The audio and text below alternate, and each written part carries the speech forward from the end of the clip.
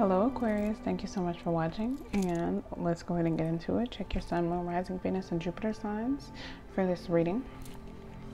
First and foremost, we have you are good enough, full moon in Virgo, full moon in Pisces, balance, spirituality, and practicality. Communication is key, new moon in Gemini, first quarter moon, your commitment is being tested. And then at the bottom of the deck, your dreams need a practical plan, full moon in Taurus. So a lot of full moons, you got 3 full moons here. So that means you're full of emotions and full of a lot of energy that needs to be released or let go in some type of way. And it probably needs to be put to creative use. Let's go ahead and get into these cards. First, full moon in Virgo. Says to stop second guessing yourself. Raise your karma by doing something good for someone else. Worrying too much will attract more things to worry about. Have you been overly critical? An apology may be in order. So maybe if you've been hard on someone or too hard on yourself. Balance, spirituality, and practicality with full moon in Pisces. All right. You're in a super romantic but not super realistic state. Follow your intuition. It won't let you down. At worst, this card can herald the end of a dream. The person you may be inquiring about is a soulmate. Avoid substance abuse. So it's just about listening to your intuition and not being too, not letting the darkness or the subconscious overwhelm you.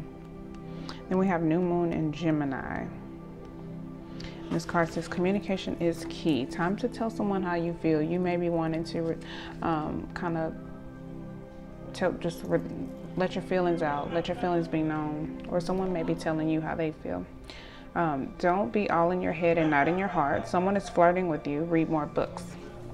So this is all about knowledge and communication and our intellectual capacity. And Gemini is ruled by Mercury. Mercury is still retrograde. It goes direct on the 31st of July, and then the first couple weeks of August, the shadow period, the post-shadow period exists. Sorry about my background. So after that clears, any instability in the mental space should kind of level out, and you know, everything should work itself out in that area. All right, then we have first quarter moon. The answer to your question is yes, but not yet. You're halfway to your goal. You still need to put in a bit more effort. Sometimes we need to realize how much we want something. You need to recommit to something or someone. I think there could be some fear or pessimism that's getting in the way of blocking your blessing. So there's some self-assessment that needs to take place so that you can make some necessary adjustments to continue to draw in good and positive things into your energy field and not, you know, be subconsciously pushing them away. Then we have full moon in Taurus. Ooh, almost there. All right. Laziness could call for your current situation. If so, change that and own it. Chasing money doesn't work. You need to chase a dream. It has to be something that you love, that you're passionate about. Just looking for a job will be completely unfulfilling, and you're going to burn yourself out on it. Jealousy or envy create negative energy and attract negativity. More exercise is called for. So it's just about getting busy, getting to it, chasing your goals, being more active in your own life, and not being bogged down by pessimism or jealousy or envy. There's a lot of green in all of these cards too, but it's about channeling the energy and putting it into something that you love. So then we have sudden wealth. So this could represent some unexpected income or some success or something of value or status coming your way suddenly, abruptly, without you expecting it, obviously. Master number 11, and we have concern, followed by child.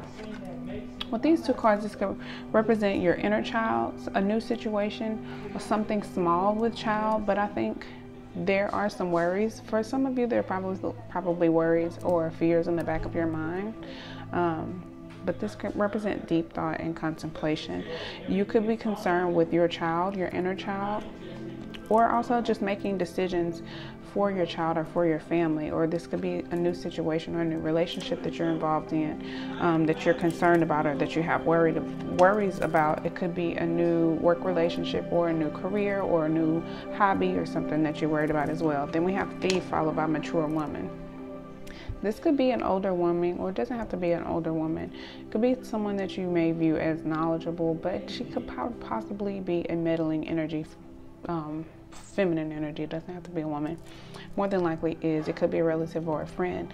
But this Thief involves loss.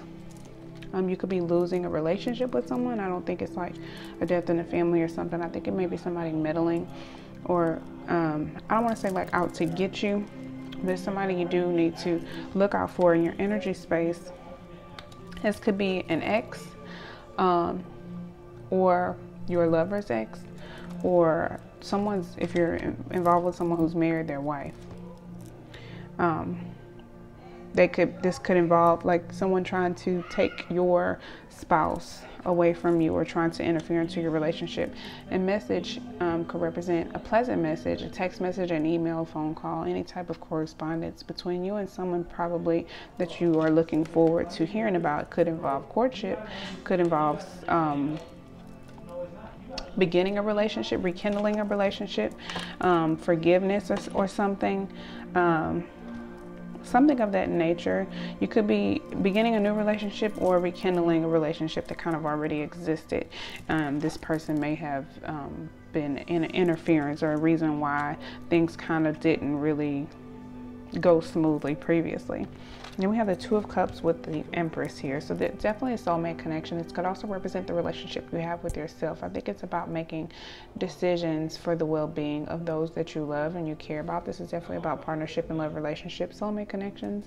And then the Empress as Taurus energy, Libra energy. This is Cancer, Pisces, Scorpio. It represents abundance and well-being. And I think it's just about being nurturing and making... I think it does involve finding balance and making important decisions, making time for yourself, and also making time for others. And like I said, if you're a mother or a parent, this could involve, you making decisions or important decisions for your child or for the well-being of your family. I think there are some big changes that either have taken place or that will be taking place in your life with the Tower and the Lovers here. Or there could be some very important decisions that you suddenly have to make. This is Scorpio energy, Gemini energy. I think with the Four of Cups being here too, this is definitely a need to kind of center yourself, meditate, go within. You could be bored. There could be a need for new interests.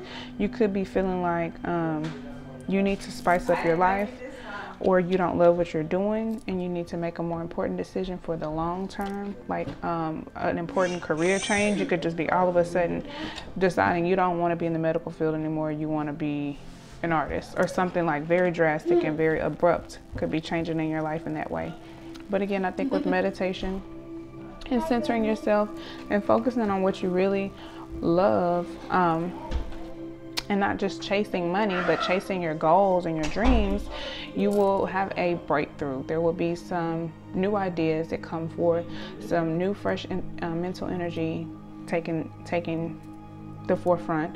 And I think Mercury retrograde clearing will definitely benefit you, especially being an air sign. And you will have some mental clarity, a breakthrough in the mental space. This could also represent new communication and, like I said, new ideas. Express your joy. It's just about being positive and only focusing on the things that are happy and positive and uplifting to your spirit. I see. Admitting your vulnerabilities is about admitting the things that you're not good at. It's just admitting, don't open it. It's just admitting where you lack, where you fall short, and just kind of correcting anything that you can't correct and not being too hard on yourself. And do what you love is about, again, chasing your dreams, doing what you love, not chasing a check, chasing what fills your heart. And sometimes that may not always be very lucrative at first, but I think there is some sudden wealth coming your way. And it could be in the form of just inspiration and really finding something that you truly, truly love that isn't all about the money.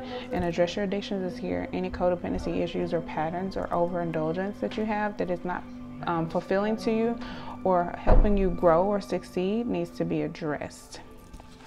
And don't be too hard on yourself. Peace, love, and light. Thank you for watching. All of my information is below for personal readings and YouTube.